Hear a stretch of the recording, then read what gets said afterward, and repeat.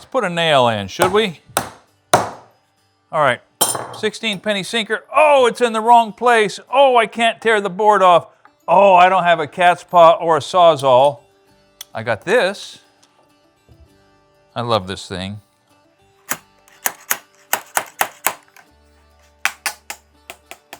Pretty good pull. Now sometimes, if you've got nothing to pull one out, guess what? You can drive it on through. Let's try that. This will be a struggle. But it takes a real nail set. Let me get a real aggressive nail set here and a fairly heavy hammer. Let's see if we can drive that right on out the bottom. Try not to hit your finger. Now I'm going to get that out of there before my nail set turns into a nail. And I'm going to do a little smaller nail set. And the nail stays. All right, so I'm going to show you a few nail tricks. Some of them are common knowledge. Some of them might be new to you if you're a do-it-yourselfer. Nails maybe intimidate you. Don't let them intimidate you. They're just a nail. But sort of body mechanics, and we've talked about this before on the channel, but when you set a nail to start it, you do not hold it down at the bottom. Why would that be? Because when you miss, and you undoubtedly will miss to begin with, you have no time to get your finger out of the way if your finger is in contact with the board. But if, on the other hand, you're holding it at the top of the nail and you miss, you got just a little amount of time to save yourself a lot of pain. So you start it with a tap, and then the idea is you are throwing the hammer at the nail and controlling the descent. You got 3 fulcrums, 1, 2, 3, your wrist. Most of hammering happens right there. The second amount happens here, but when it's as high as this, the whole arm comes, straighten it up, don't bend it over, boys. The whole arm comes into motion. It's that. You are flipping the nail. Watch Larry Hahn. When he's nailing below his waist, buddy, he is poetry in action. But now that I've embarrassed myself there, let's talk about lighter hammers, finish work, hemlock case. Nail guns rule the world, but sometimes you've got to be able to nail with a finish nail. This is a 4-penny, bright finish nail. Look how little that head is. It's got a little bitty indentation in the head. What's that for? It's short, it bends easy, but sometimes, and it used to be all the time, it's the way you would nail up your casing. You got to be a little tender. You hold back from the end so you don't split it. Although if you're worried about splitting it, here's what you can do. You can blunt the end. And then if you're still worried about whether or not it might split the end of the cedar or the hemlock or whatever your material is, you can rub it on the side of your nose a couple times, because whether we like to admit it or not, our skin is oily, and that'll oil that nail up just a little bit, and it shouldn't. Even if you get right up there near that inside corner, it should go right in without splitting. But you got to control your hammer, and you stop before you bruise it right there. And you grab your 1/32 inch little bitty nail set. You drive it down until it either flushes, or you can countersink it a little bit so it'll accept some putty, or you can drive it right on out the bottom if it's in the wrong place. Let's put a couple more nails in, kind of demonstrate that one more time. Blunting the nail, maybe you got something hard. Tap, tap, tap, tap, tap, tap. Blunt, so it cuts the fibers. It doesn't just split them apart. Rub it on your nose once or twice if you're nervous. Come back over here and set the nail up kind of centered. And there's kind of a thing about, oh boy, that kind of wants to split, doesn't it? Countersinking. That'll take putty. So let's say you didn't get the reveal right on your door jamb. You can right on down until the taper of the drift starts to enlarge the hole unacceptably. That's not so bad. Let's see, that nail will stay in the board. Let's see if this nail will come out with the piece. I don't know if it will. Oh, no, they stayed right there. But I'll tell you what, if there's one place that a nail gun really shows its worth, it's nailing up case. So now you've seen kind of how much work is involved with hand nailing trim. This is a 15 gauge, 18 gauge, and a micro pinner nail guns. Okay, this shoots from, I don't know, 1.25 inches up to whatever. This is, what is it, is that a 3-inch nail, 2 3/4 inch nail? They shoot an assortment of sizes, 2 down to 5/8, I guess, on the 15 gauge, 18 gauge.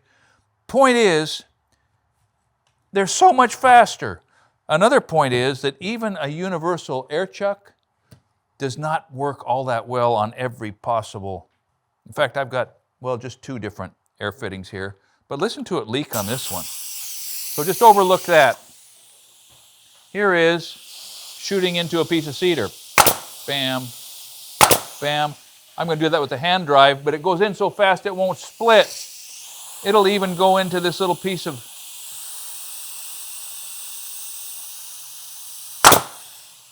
just as nice as that, and so much faster. Now look at the difference between that nail and that nail. Same thing, more of it. Sometimes you need a longer nail. Look at these little guys. Little shorter, much, much finer. We'll shoot that in and you almost can't see them. All right, so let me back up. You can shoot door jambs in with that. If it's galvanized, you can shoot exterior trim in with that. You have to putty those inside the house. These things, putty becomes optional, like this. Oh, that air fitting doesn't leak at all.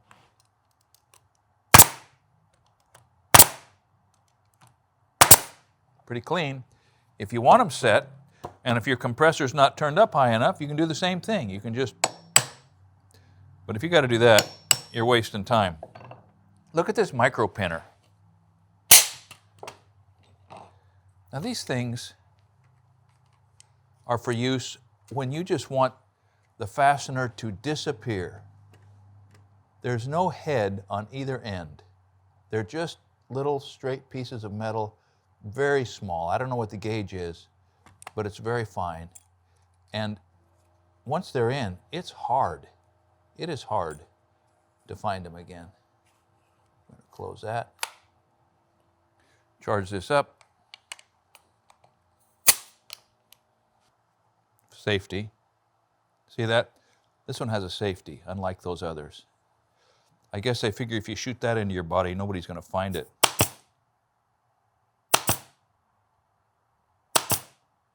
That, my friends, is a very, very small nail. Let me point this out. That's a little protector, just so that little sharp tip is not leaving a mark that you're going to regret. It's just a bumper, right? Safety.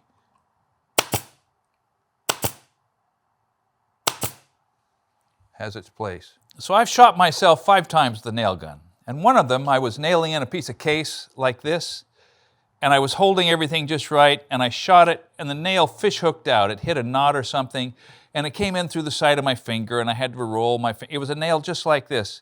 So I'm going to experiment and see if I can make something happen that happens all the time when you don't want it to, and that is, you're nailing a piece of case, and you hit a hard spot. Let's see if this goes in or sticks up. There we go. That's what we wanted. That little bitty nail hit that knot and it turned over. So what do? You break it off. You see that? These things are so brittle that sometimes you can simply break them. Take your little nail set and just set what's left over carefully. Get it down below grade and the painter can make a hero out of you. Sometimes you can,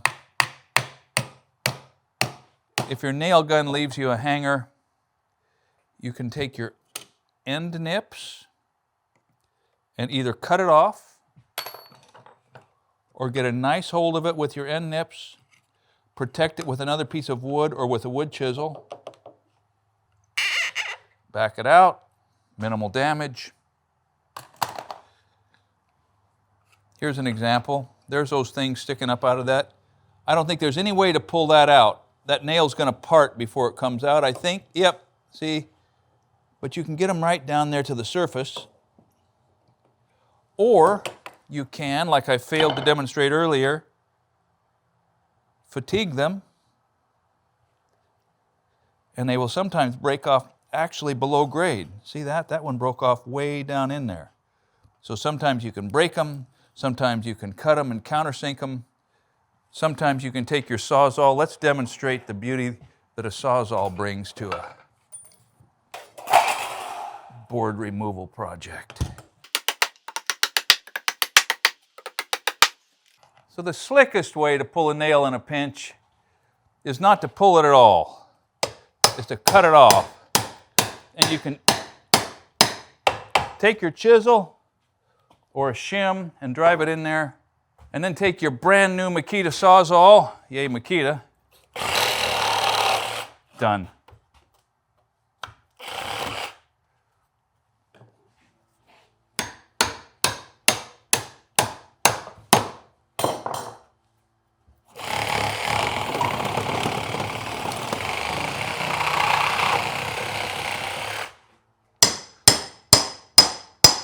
A good wood shim goes a long ways, boys.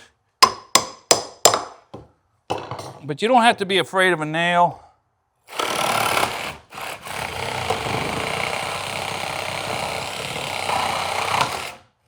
Even a nail in the wrong place. But if you find yourself pulling out too many nails, you need to slow down.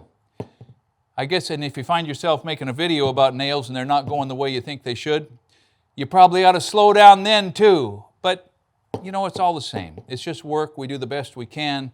We're paid to produce work. If we've got a bad habit that's slowing us up, then we fix the bad habit.